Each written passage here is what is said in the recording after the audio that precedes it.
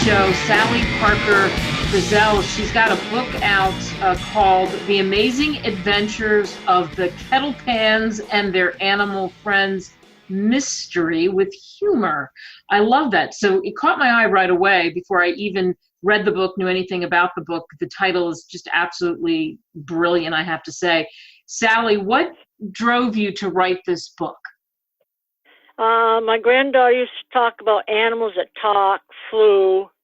They were just regular, ordinary people. So I just took some of an older couple I know who lived on a rundown farm, and I just kind of put the animals in it and made them come back as kind of, I can't tell you what they come back as because it spoil the story, but and the carpenter's pulling the walls apart. It's a rundown old house, and the carpenter's pull the walls apart, and they discover secrets that leads everybody on a treasure hunt.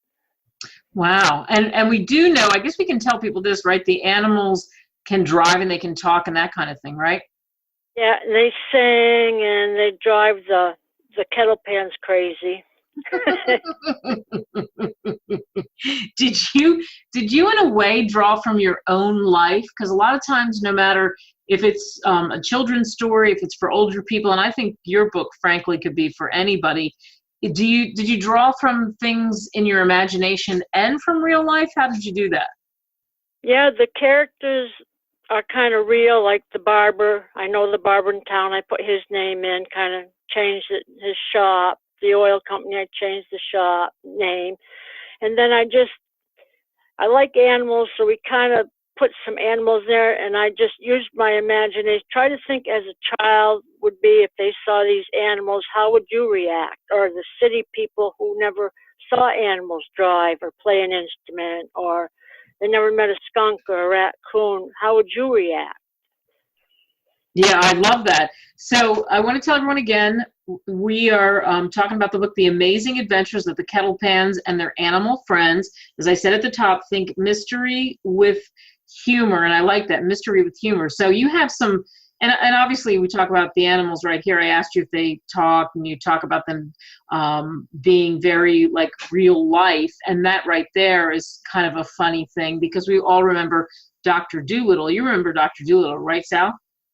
Oh, yeah, I love Dr. Dolittle.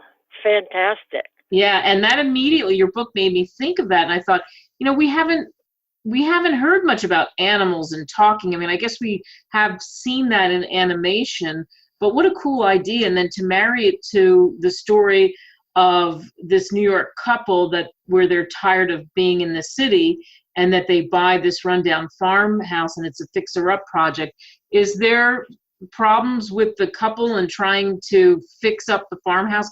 I would imagine all of us thinking about that, it would be difficult, right? It is, and then when the electrician comes in, they give the electrician a hard time, they give the roofers a hard time, and they jump off the roof. The animals jump off the roof into a dumpster, make a swimming pool out of it. They're always in the way of the people working on the house, giving them some trouble. I think a lot of us could relate to what that's like. When you started to pull the story together, did you feel like you kind of had a flow? Did you have a system for a way to pull it together, the characters and how you wrote? No, I just start with it and just run with it. I don't have any board. You put up, characters on nothing. I just go with it. Sometimes I ask my husband for an animal name or my granddaughter for an animal name, but I just ran with it. And for the characters, I figured I'd take some of the people in our small town. We only have 2,000 people. I'd take them, put them in the story.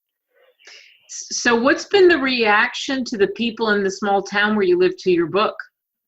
I don't think a lot of them recognize who they are in the book. They just, like my husband used to work for the oil company, so instead of the guy that ran it, I just put his name as the boss, and the man works for my husband.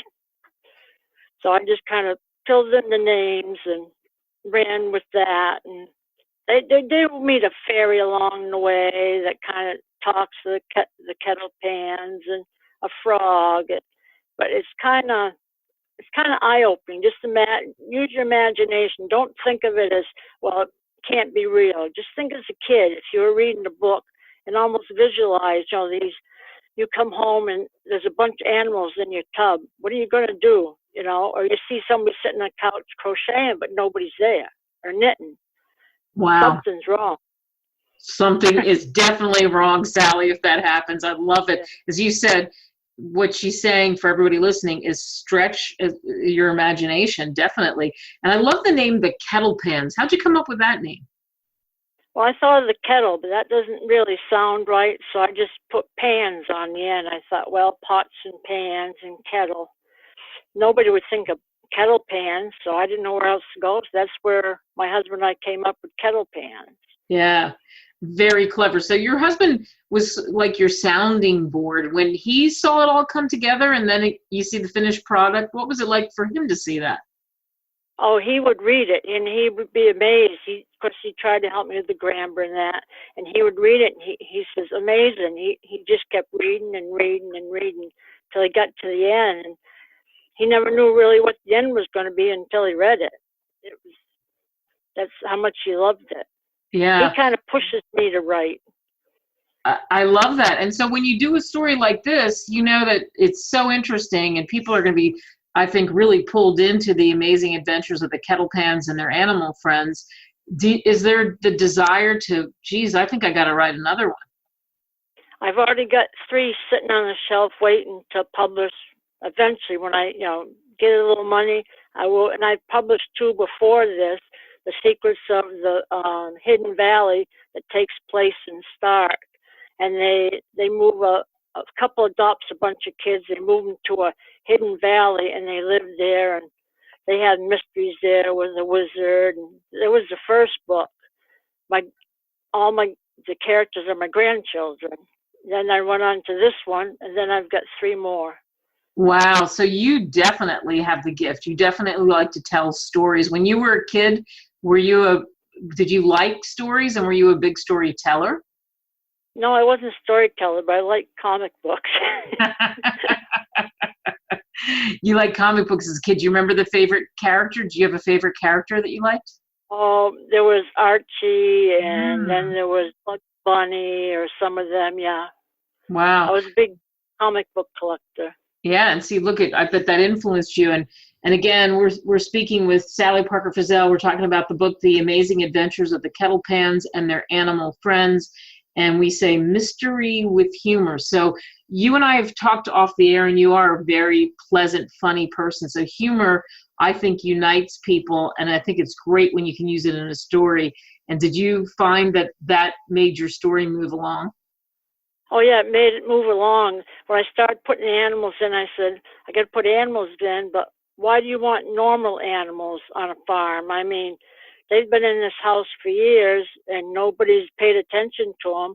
So they just went along about their business with tractors and cars, and they just more or less lived by themselves until these people bought the land.